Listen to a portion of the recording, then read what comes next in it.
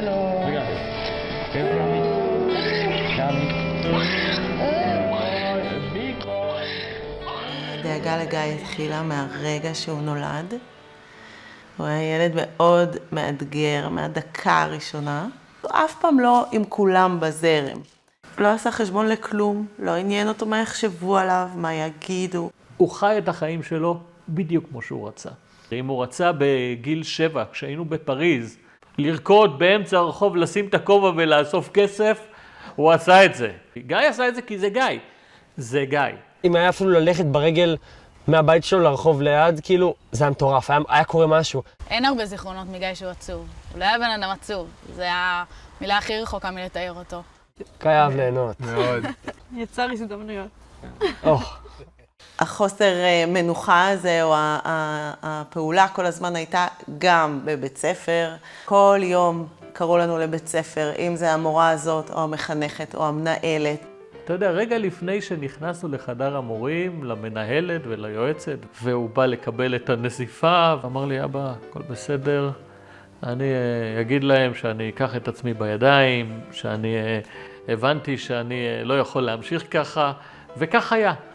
והיכולת שלו, אתה יודע, לא להתנגש ולהתעמת איתם ולהגיד לא, אלא היכולת שלו להגיד להם מה שבדיוק הם רוצות לשמוע, לצאת ולהמשיך את הדרך שלו. שם הבנתי שהוא מבין לעומק, שלא, אתה יודע, האגו שולט בו, אלא הוא שולט באגו, גם אם צריך לקחת צעד למטה, צעד הצידה, הוא יעשה את זה כדי להמשיך ולזרום בכיוון שלו. היינו עושים סקי ביחד, הרבה שנים. ותמר הייתה תמיד מאוד אלגנטית, במרכז המסלול, וגולשת מאוד יפה ורציף. וגיא תמיד היה באופסלופ, תמיד בשוליים, תמיד מחפש את הבמפרים, תמיד מחפש את הקפיצות, נופל וקם, נופל וקם. לרוב גיא היה נעלם, או אתה יודע, כשהוא היה חוזר מבילוי, הוא לא נמצא, אנחנו קוראים בבוקר, הוא איננו, נעלם, לא מודיע. פתחתי קבוצה שקוראים לה מחפשים את גיא. איפה גיא? גיא בבית. גיא, תגידו לו שיתקשר. גיא, וככה חברים היו עונים לי, או היו שולחים לי תמונות של גיא, הנה גיא כאילו. וכשהוא היה עונה, אז היה נגמר אני אראה לך איך הוא היה עונה. מישהו עם גיא, חי. תשובות של גיא היו מאוד קצרות. חי. הוא נשאר בנפרים. הקפיצו אותי למילואים ב7/10, בצהריים כאילו קראו לי כבר, ועד שהגעתי זה היה ב11 בלילה כזה, ואז אבא כתב לי שהוא בא אליי לבסיס. ברגע שהוא הגיע, כאילו, כזה הוא עצר ויצא מהאוטו כבר, וכאילו ראיתי את הפנים שלו, ואז הוא גם אמר גיא נהרג,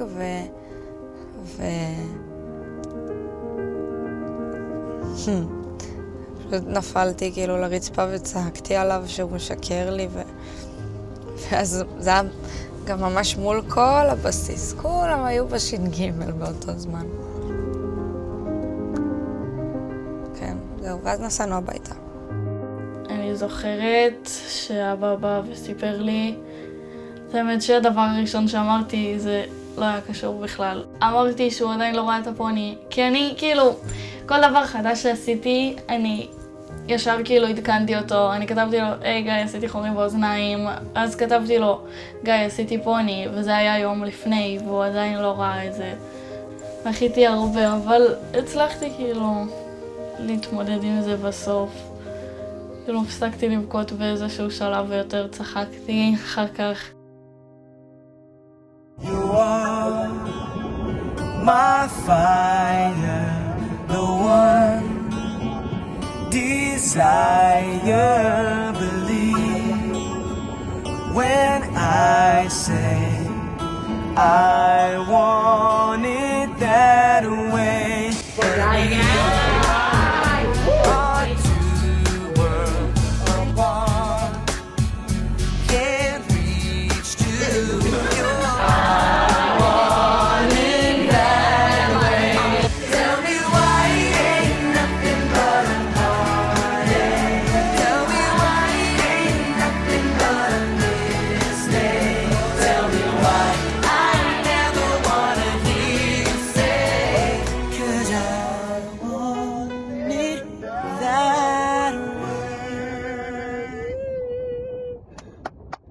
כשהסתכלנו על כל התמונות שלנו כחברים, ובשבעה הבנו שפשוט כל החברות שלנו זה הוא יצא. מה שגיליתי כאילו על גיא אחרי שהוא נהרג בעיקר זה כמה ההשפעה שלו הייתה רחבה. פתאום מגיע מישהו שלא ידעת שהם היו כזה חברים ומספר לך כמה גיא היה משמעותי בשבילו. היה את גיא של בחוץ, מאצ'ו, חזק, גבר, אני ואני ואני, ומצד שני הייתה בו את הנפש הכל כך רכה הזאת. אם יש לך מזל, אז זכית גם להיות מאלה שגיא נפתח בפניהם, והיית רואה גם את הרגישות שלו. גיא היה אוטודידקט. בסתם יום בלי מצב רוח, אז היינו מוצאים אותו בחדר מנגן, או כשאחותו הקטנה, עדי, הייתה בימים פחות טובים, אז הוא היה יושב לצידה ומנגן. הדבר שהכי כאילו למדתי ממנו זה מוזיקה. 2 גיטרות זה ממנו, זה שלו, ואני התחלתי לנגן כאילו בגלל שראיתי אותו מנגן. כל התקליטים פה זה בעיקר דברים שאני הכרתי ממנו.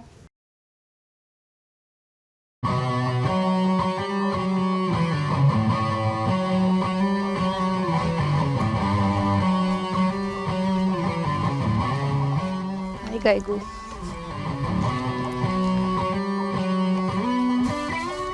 אוי, איך זה נקרא ככה? לא הייתי פה הרבה זמן.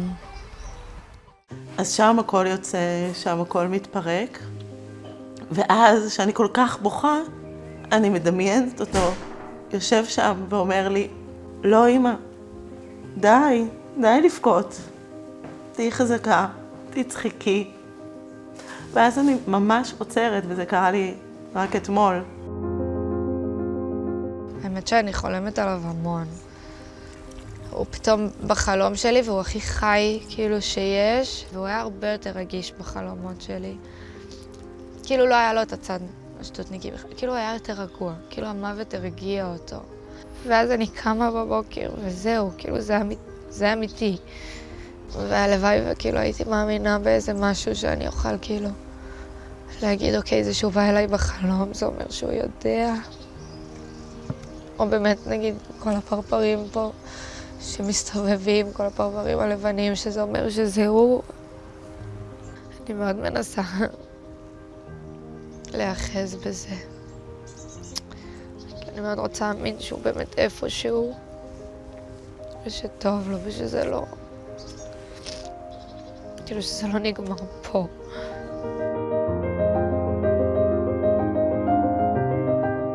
פה זה צופים, זה ממש חלק מהבסיס שלנו. אתה נמצא פה כל פעם שאתה לא בבית, כאילו. אם אתה לא בבית, אתה פה. מאיפה זה? מהמסיבה של שיימו. אני רוצה לקצת את זה, בשבוע של... הוא נתן פה את הלב שלו. זה גם הבן אדם היחידי שהיה מחובר ככה לכל השכבות. כאילו בשבעה הגיעו 4 שנים מעל ו4 שנים מתחת. חברות אמיתית לא נמדדת שנוח. היא לא נמדדת בכמה כיף היה אחד, והיא לא תלויה באורך הקשר. חברות נמדדת שחר, בחושך, שמגעיל, ושלא רוצים. היא מדודה בכמה אתה מוכן לתת מעצמך למען חבריך. גם אם זה יכניס אותך לסיטואציות קשות. רק מהמחשבה על לשפר את מצבו של חבריך. להקשות על עצמך בשביל להקל על רעיך. חברות זה היה קודש הקודשים. חברים בכללי זה משהו שמאוד חשוב לו. מאוד אכפת לו והוא דאג לשמר את זה ולטפח את החברות בכל פן אפשרי. אני נורא דאגתי כל השנים. הסתכלתי קדימה על הצבא, כי מה לעשות, הצבא אצלנו הוא גורם מאוד מאוד משמעותי במדינה בכלל ואצלנו במשפחה בפרט, ונורא חששתי לגיא שלא יוכל להיכנס למסגרת הזו. זו מסגרת נוקשה, יש בה חוקים מאוד ברורים, וגיא ממש התאים את עצמו, והוא גם היה אומר לי, אמא, מה את חושבת שאני לא מבין את הדברים האלה, שאני לא יודע לקראת מה אני הולך? ברגעי האמת, אני יודע מה צריך לעשות, והוא הוכיח את זה. מה שהוא הרגיש נכון ומה שהיה לו אכפת ממנו, הוא היה עושה, והוא היה משקיע. 11 ליולי 23, 9:08. כולם קיבלו טלפונים חוץ מהפיקודית. כנראה שזאת הדרך שלי להעסיק את עצמי כרגע. אז אתמול בשעה 7:30 יצאנו במסע האחרון, מסע קומטה. 50 קילומטרים שמסכמים מסעות רבים שעברנו בהכשרה הזו, ובשבילי מסכמים את ההכשרה בכלל. 11 שעות ו40 דקות של חשיבה על מה היה, מה יש ומה יהיה. אני זוכר שהייתי נחוש לנצל את הזמן לחשיבה משמעותית. בכל זאת, 7 חודשים שבהם הפכתי ממלש"ב גרבצן, שמוותר ופורש מהיום סיירות, ללוחם, שמוכן להיכנס לאן שיצטרכו אותי בנחישות. תשמע, אני קורא את זה ואני מצטמרר, כי הוא כותב את זה ביולי, ובאוקטובר זה בדיוק מה שהוא עושה. הדור הזה הוכיח לנו עד כמה אנחנו לא הערכנו אותו, עד כמה אנחנו לא הבנו שאנחנו צריכים את האומץ הזה, את ההקרבה הזאת. חשוב לי שלמוות של גיא תהיה משמעות. במותו ציווה לנו חיים. ב7 החודשים האחרונים, כל שנייה, בכל יום, עסקה בדבר אחד, להפוך אותי ללוחם. בפעם הראשונה בחיי, השקעתי את כל כולי במטרה אחת בודדה שהוצבה מולי. ואני מוכן להגיד שהיום היה אחד הימים המרגשים והמשמעותיים בחיי. לראות את המשפחה הגאה, החברים התומכים, ובעיקר לקבל את הקומטה של אבא. הרגשה שלעולם חרוטה בליבי. היום הפך כל טיפת זהה, כל שריר תפוס, כל יום מעייף, למדרגות שהובילו אותי למטרה שלי. עם כל הדאגות שלנו, תמיד בסוף הוא הגיע הביתה, כמה שחיפשנו ודאגנו. ב7 באוקטובר הייתה לי תחושה שהנורא מכל קורה. אבל אז מהר מאוד החזרתי את עצמי לשגרה של גיא, ואמרתי, אבל תמיד בסוף הוא חזר. גם את זה הוא יעבור. הוא עובר הכל. זה פיטר פן.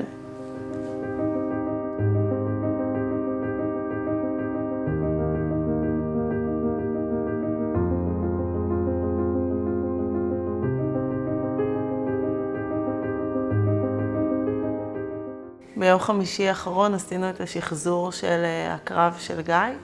וכשהיינו שם השבוע גם מצאנו ממש ליד את התרמילים של הכדורים שהוא ירה. למעשה אספנו אותם ממש מהעמדה מהמקום שהוא ירה, אז מצאנו שם 10 כאלה. אחד החיילים היה ממש צמוד לגיא, והיה מאוד חשוב לי לשמוע איך גיא חווה את הרגעים האלה, מה הוא אמר, האם הוא פחד, איך הוא התנהג.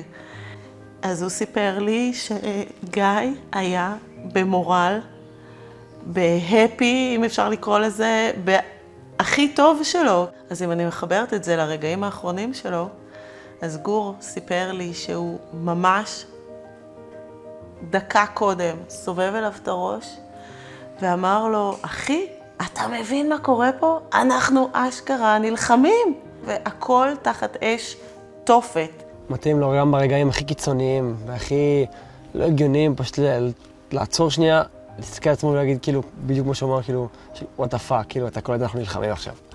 במשך 4 שעות נלחם וידע גם מזה ליהנות איכשהו, וצחק תוך כדי. התרמילים האלו, אספתי אותם מהעמדה של המחבל שירה על גיא. זה למעשה התרמילי קלאץ' של הנשק שירה על גיא, וכדור אחד מאלה פגע לגיא ישר בלב, ושם זה נגמר.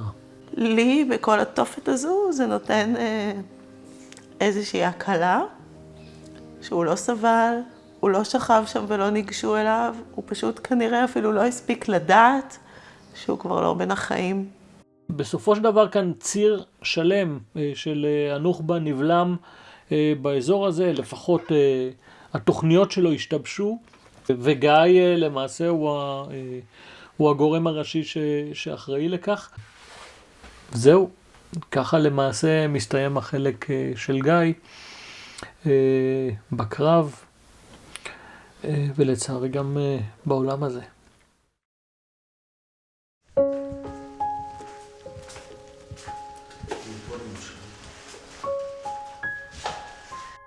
זה גיא בתאילנד, ב7 באוקטובר 22. עשינו טיול משפחתי, אמרנו שזה יהיה הטיול המשפחתי האחרון של כולנו יחד, כי גיא מתגייס ותמר נסעה לטיול אחרי צבא. ואני נורא שמחה שעשינו את זה, כי זו ההזדמנות האחרונה שהייתה לנו להיות כולם ביחד. בחדר של גיא לא הייתי מאז 7 באוקטובר. אני עוברת כאן ולא יכולה, לא נכנסת, וגם כשהמנקה מנקה והדלת טיפה פתוחה, אני תמיד מבקשת ממנו לסגור. יש איזה קושי להיכנס.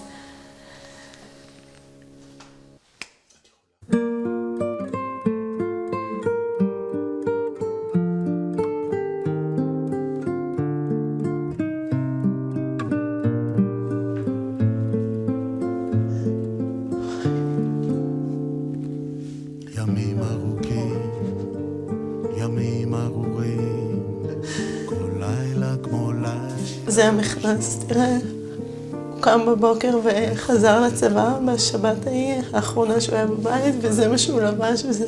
נותנים גל הזעם לזרום, בגיא הגבורה שוב תצמח החיטה, אבל מי יקצור גבעוליה עד שנבין, עד שנבין. שברי מחשבות מימים אחרים, לפני כיסופים לשקט, מאירים או צבעים וריחות אבודים, שהיינו רוצים עוד לנשום. אני לא פתחתי את זה. בחדר שלך את רקמתי אותך, אין את האומץ לפרוש עד שנבין, עד שנבין. רק אחרי הגשר נשב ליד החלום, עד שתופיע קשת מעל הדרום האדום, רק אז נבין, רק אז נבין.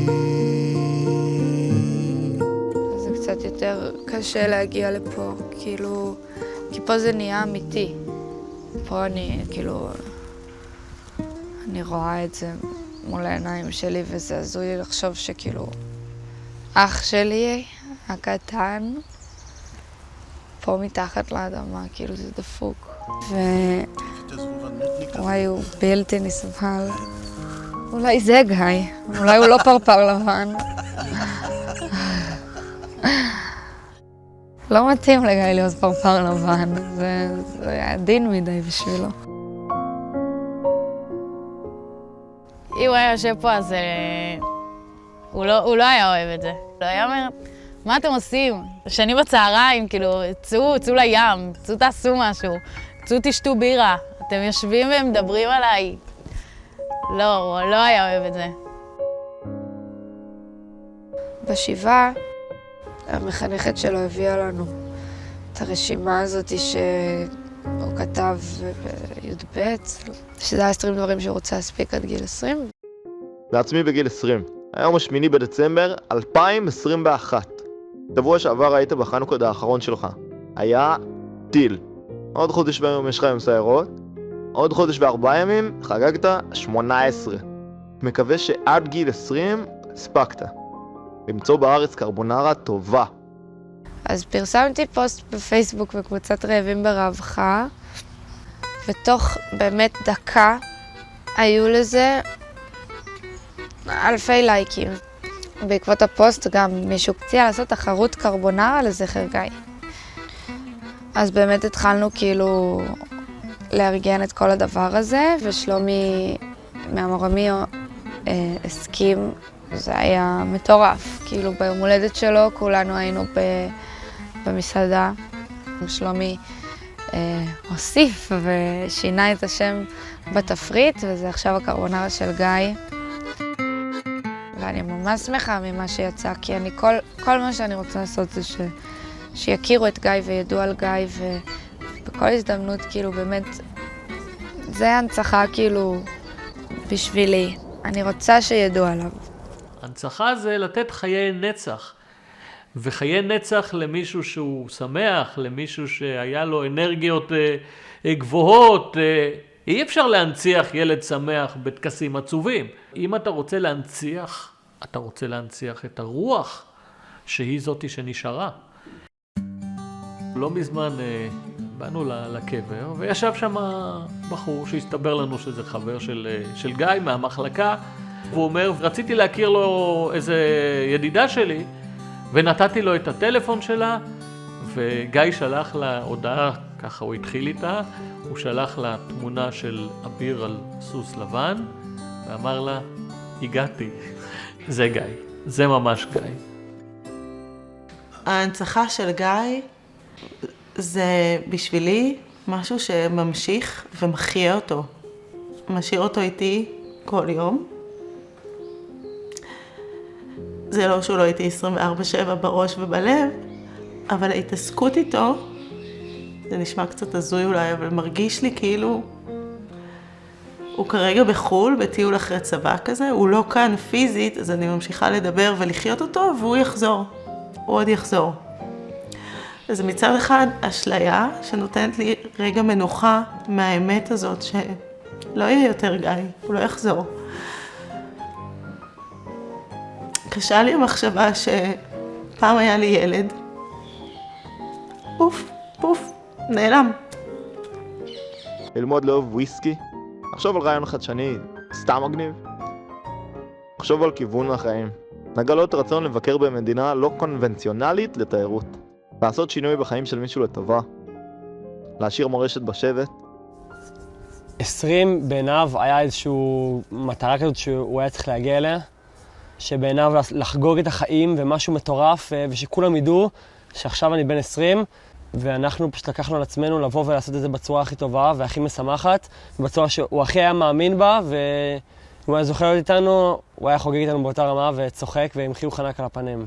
כשבאו החברים שלו ואמרו לי, גיא רצה לעשות מסיבה בגיל 20, וידעתי כמה גיא אוהב מסיבות, וידעתי גם איך גיא חוגג במסיבות, אמרתי, אין דרך אחרת שנעשה לו מסיבה של גיל 20, אלא באופן שבו הוא רצה. אני לא אעשה לו מסיבה עצובה לילד שמת, אלא אני אעשה מסיבה שמחה לרוח שחיה.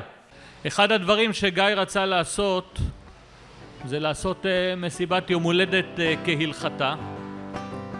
אז החברים של גיא, ועוד הרבה אנשים טובים שאני אציין, נרתמו כדי לעשות את האירוע הזה הכי קרוב למה שגיא היה רוצה. ואנחנו היום, בערב הזה, במקום הזה, נביא את הרוח שלו כמה שיותר גבוה. אז קדימה, בואו נהנה בשבילו.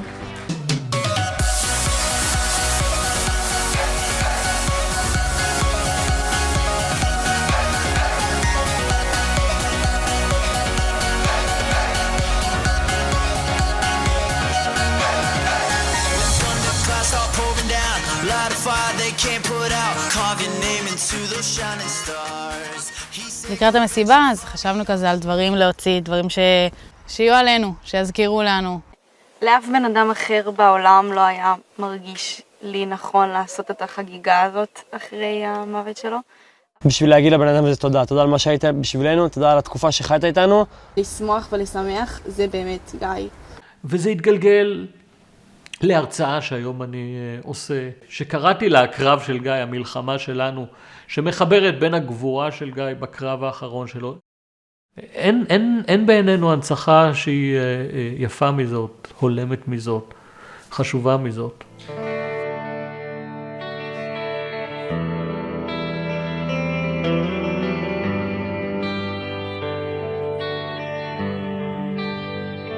אם היית נותן לי את גיא ל-24 שעות, הייתי לוקח אותו לוואל טורנס עכשיו, בלי בכלל להתבלבל. אני חושב ששם באמת היו לנו את החוויות, כי אתה יודע, סקי משלב את הכל. אם גיא הייתי פה, הייתי סתם כאילו צוחקת איתו על דברים, מראה לו את התקליטים החדשים שקניתי מאז. הייתי, לא יודעת, נוסעת איתו לאנשהו, רק בשביל הנסיעה. אולי אפילו נסיעה לדרום, כמו שהוא אהב. מוזיקה חזקה ממש. 2 כרטיסי טיסה, טסים לווגאס ופשוט מתפרעים.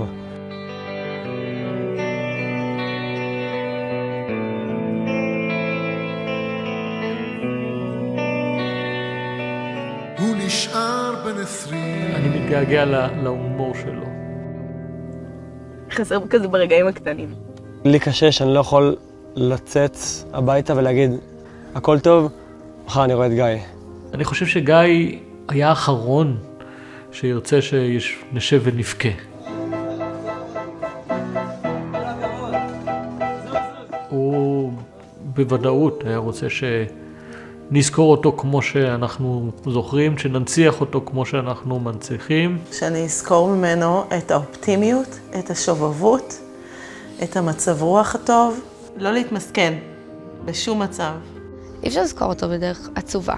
זה למה גם כל ההנצחות שלנו היו כאלה, כאילו, מיוחדות ושמחות, כי מתאים לו שיהיה מסיבה, מתאים לו שיהיה פסטיבל אפילו, מתאים לו שיהיה אוכל על שמו, מתאים לו זה הדברים שכאילו מתאימים לו, ואני מקווה מאוד שהוא כן גאה בנו על איך שאנחנו מנציחים אותו. אני חושבת שהוא היה שמח שזה מה שהוא השאיר אחריו גם, שהוא רואה שאנחנו מתעסקים רק בלסגור אותו בדרך הכי שמחה שיש. זהו. חסר בשטויות שלו, בעיקר.